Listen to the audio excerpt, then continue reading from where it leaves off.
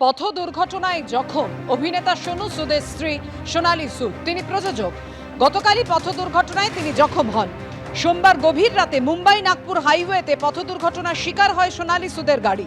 সূত্রের খবর, গাড়িতে সোনালীর সঙ্গে তার বোন এবং বোনের ছেলেও ছিলেন। সোনালীর বোনের ছেলেই গাড়িটি চালাচ্ছিলেন। আহত সোনালী সুদ নাগপুরের একটি হাসপাতালে ভর্তি রয়েছেন। দুর্ঘটনার খবর পেয়ে নাগপুরে পৌঁছে গিয়েছেন সোনু সুদ।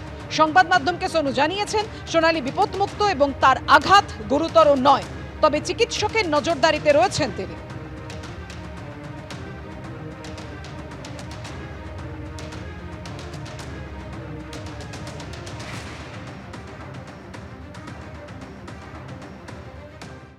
আজও উত্তাল রবীন্দ্রভারতী বিশ্ববিদ্যালয়ের জোড়াসাঁকো ক্যাম্পাস। বিশ্ববিদ্যালয়ের উপাচার্যের পদত্যাগের দাবিতে বিশ্ববিদ্যালয়ের উপাচার্যের ঘরে তালা ঝুলিয়ে বিক্ষোভ দেখাচ্ছে শাসক দলের ছাত্র সংগঠন তৃণমূল ছাত্র পরিষদ।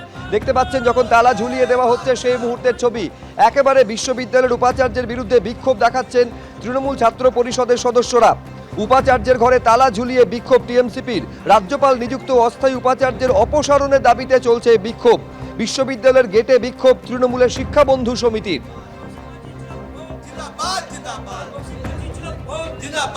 এবং বিভিন্ন অনৈতিকমূলক যে ডিসিশনগুলো সেই ডিসিশনগুলো ওনারা নিয়ে যাচ্ছে। এই মুহূর্তে আমাদের দাবি হলো আমাদের এই মুহূর্তে আমরা রয়েছি জোড়াসাঁকোতে রবীন্দ্রভারতী বিশ্ববিদ্যালয়ের উপাচার্যর ঘরের বাইরে। এই মুহূর্তে যে ছবি আমরা দেখাবো, যে ভাইস চ্যান্সেলর উপাচার্য তার রবীন্দ্রভারতী বিশ্ববিদ্যালয়ের যে উপাচার্যের ঘর, সেটা কিন্তু তৃণমূল ছাত্র পরিষদের যারা সদস্য তারা এইভাবে তালা লাগিয়ে দিলেন।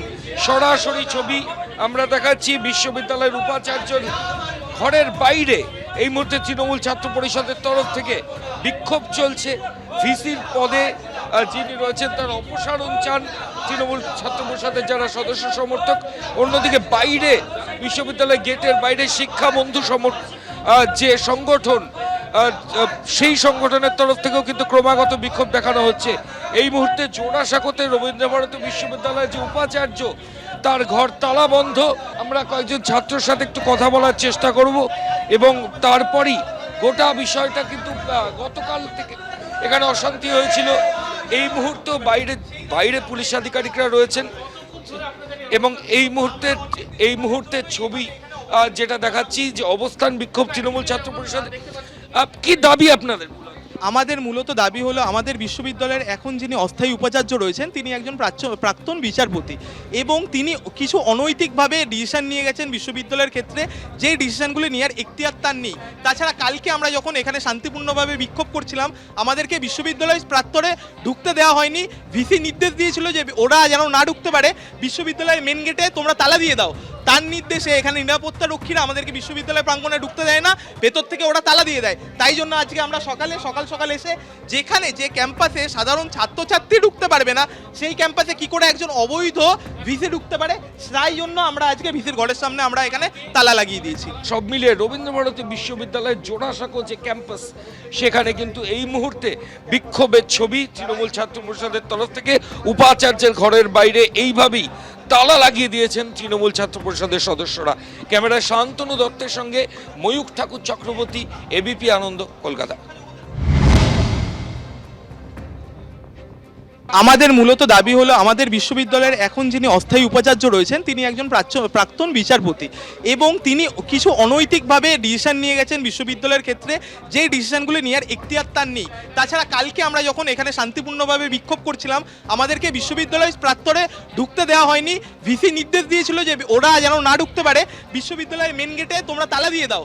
তার নির্দেশে এখানে নিরাপত্তা রক্ষীরা আমাদেরকে বিশ্ববিদ্যালয় প্রাঙ্গণে ঢুকতে দেয় না, ভেতর থেকে ওরা তালা দিয়ে দেয়। তাই জন্য আজকে আমরা সকাল এসে যে ক্যাম্পাসে সাধারণ ছাত্রছাত্রী ঢুকতে পারবে না, সেই ক্যাম্পাসে কি করে একজন অবৈধ ভিসি ঢুকতে পারে, তাই জন্য আমরা আজকে ভিসির ঘরের সামনে আমরা এখানে তালা লাগিয়ে দিয়েছি।